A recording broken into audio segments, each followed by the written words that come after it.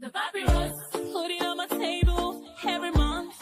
I don't wanna be sad. Don't even try to hide it. No, I don't wanna lose it. And you say how it is, it's so inviting. The papyrus, we're all so alive. The papyrus. Hello, welcome to the Papyrus TV News Update. First, the headlines. Justice Oshodi rejects request to withdraw from Emefiele'S trial. Court adjourns money laundering case against Yahaya Bello. Peter Obi denies link to group that opposed June 12 mandate. JAMB reaffirms NIN requirement for 2025 UTME registration. El-Rufai explains absence from APC National Caucus meeting. Fiscal Responsibility Commission backs tax reform bill. Now on the news in details. In a follow-up report, Justice Rahman Oshodi of the Lagos State Special Offense Court has dismissed an application seeking his recursal from the ongoing trial of former Central Bank of Nigeria CBN Governor Godwin Emefiele. The request made by Emefiele'S defense counsel, Olalekan Ojo, was based on the claim that the judge's previous ruling suggested a likelihood of bias. During Monday's proceeding, the defense objected to the prosecution's attempt to verify a WhatsApp message allegedly obtained from the phone of Omaili, an associate of Emefiele. Justice Oshodi, however, allowed the witness to read the document and later adjourned to rule on the recursal request. Delivering his ruling on Wednesday, the 26th February 2025, the judge dismissed the defense argument, stating that there was no concrete evidence of bias to justify his withdrawal from the case. The claim of bias have not been substantiated by either of the defendants. Accordingly, the first and second defendants' recursal application is refused, he ruled. Emefiele is facing 19 charges, including abuse of office, receiving gratification, and corrupt demands filed by Economic and Financial Crimes Commission (EFCC). Initially, 22 charges were brought against him and his co-defendant Henry Omoile, but 4 were dismissed by the court on January 8, 2025. With the judge's ruling, the trial is set to continue as the EFCC presses its case against the former CBN governor. The Federal High Court in Abuja has adjourned the money laundering trial of former Kogi State Governor Yahaya Bello to March 6 and 7, 2025. Justice Emeka Nweze postponed the trial after the prosecution, Kemi Pinheiro's son, presented 2 witnesses. One witness, a general manager at EFAP Property Limited, testified that Yahaya Bello's name did not appear on the ownership document of 2 properties under investigation. Another witness, a UBA compliance officer, presented financial record links to the case. Defense counsel Joshua Daudu-San argued that his client had no direct involvement in the transaction. The trial will continue in March. In another decision, Labour Party's 2023 presidential candidate, Peter Obi, has dismissed claim linking him to the Association for Better Nigeria, ABN, a group that opposed the June 12, 1993 elections won by MKO Abiola. His media team, in a statement, described the allegation as a recycled falsehood meant to tarnish Obi's reputation. They emphasized that in 1993, Obi was not a politician and had relocated to the UK with his family after voting for Abiola. The statement urged the public to disregard the malicious claim, asserting that Obi's record in business and politics remained untarnished. The Joint Admission and Matriculation Board, JAMB, has reiterated that the National Identification Number, NIN, is a mandatory requirement for all candidates registered for the 2025 Unified Tertiary Matriculation Examination, UTME.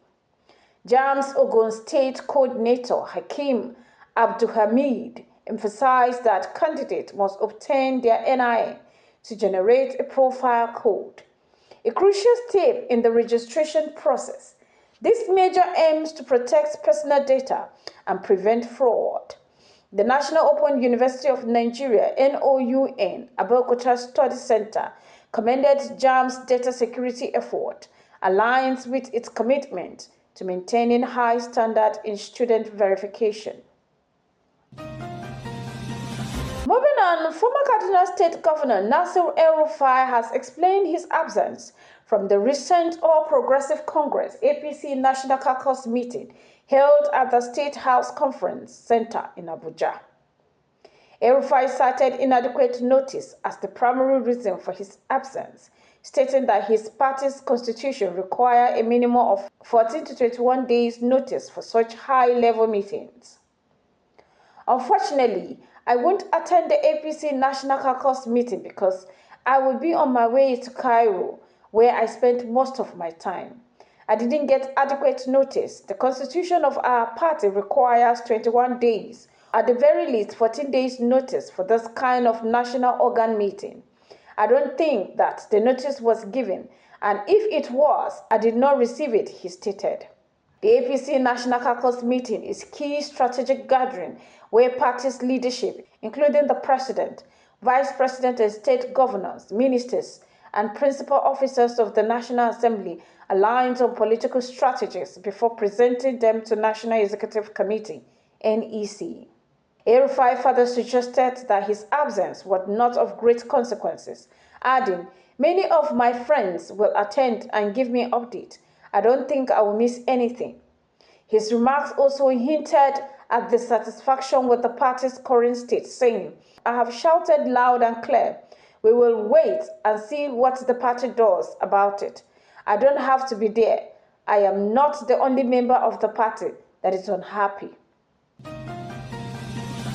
The Fiscal Responsibility Commission (FRC) had thrown its weight behind the proposed tax reform bill, currently undergoing a public hearing at the House of Representatives, describing it as a crucial step towards strengthening Nigeria's economy and ensuring fiscal responsibility. The Commission's head of strategic communication, Bede Ogueri Anyanwu, said that FRC Executive Chairman Victor Morauko supports the bill because it aligns with the Fiscal Responsibility Act of 2007, which promotes prudent financial management, macroeconomic stability, and transparency in fiscal policy. Morauko emphasized the need to diversify Nigerian revenue base, reduce reliance on volatile oil markets, and enhance fiscal discipline to prevent unsustainable government spending. According to him, a simplified and more predictable tax system would encourage investment, stimulate economic growth, and create jobs, ultimately strengthening Nigerian fiscal position. The Commission outlined several key recommendations for the tax reform process, including the modernization and harmonization of tax operations to streamline tax administration, improve efficiency, and reduce bureaucratic hurdles. It also called for stronger support for micro, small, and medium enterprises (MSMEs) through tax incentives that will help businesses grow and thrive. Additionally, the FRC stressed the importance of equity and fairness in taxation, ensuring that no segment of the economy is unfairly burdened. It also emphasized the need for enhanced compliance and enforcement measures to combat tax evasion and boost government revenue collection. The Commission further recommended an adjusted revenue allocation formula to ensure that resources are fairly distributed among the federal, state, and local government. The FRC stressed that if these reforms are successfully implemented, Nigeria will benefit from a more efficient, equitable, and business-friendly tax system. It further noted that the reform would help increase government revenue for national development while fostering economic stability. The Commission reaffirms its commitment to working with all stakeholders to ensure that tax policies support economic growth, transparency, and long-term fiscal stability. This has been the Papyrus TV Africa. The Papyrus.